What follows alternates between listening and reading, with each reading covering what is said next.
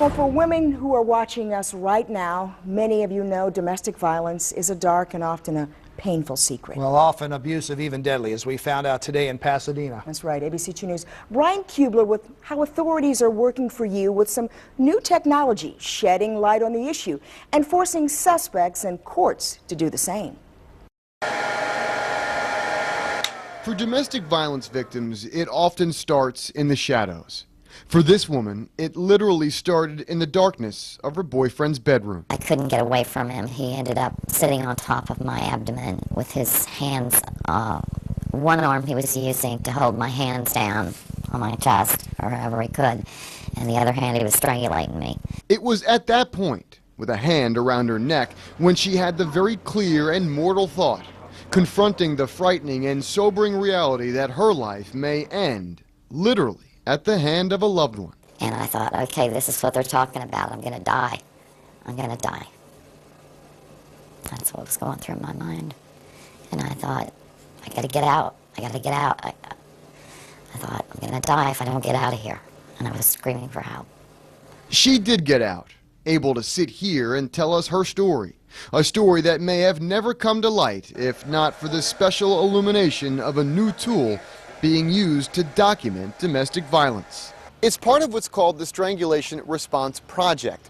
Because you see, 50% of strangulation injuries on women are not visible by the naked eye or even with a traditional camera. It's this new light source that's giving nurses a very comprehensive and revealing look at the entire injury for the very first time. I find it very gratifying to be able to see the injuries that we weren't able to see before.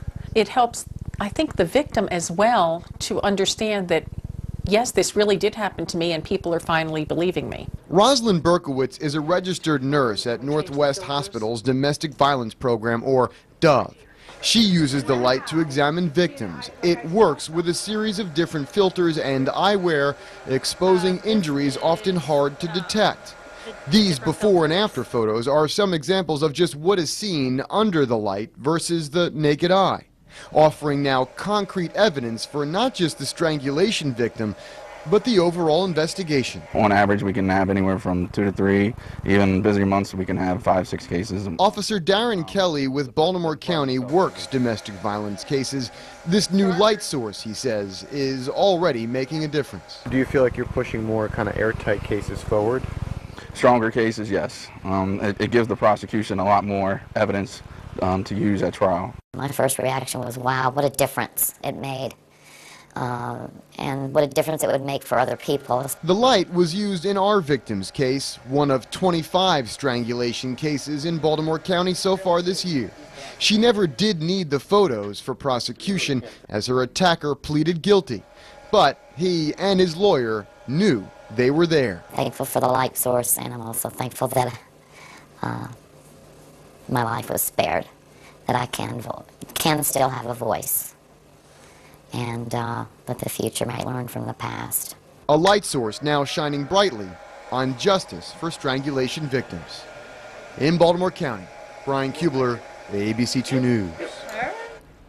Now, there are only 2 of the light sources in our area. One is being used at Northwest Hospital in Baltimore County and the other at Mercy in downtown Baltimore.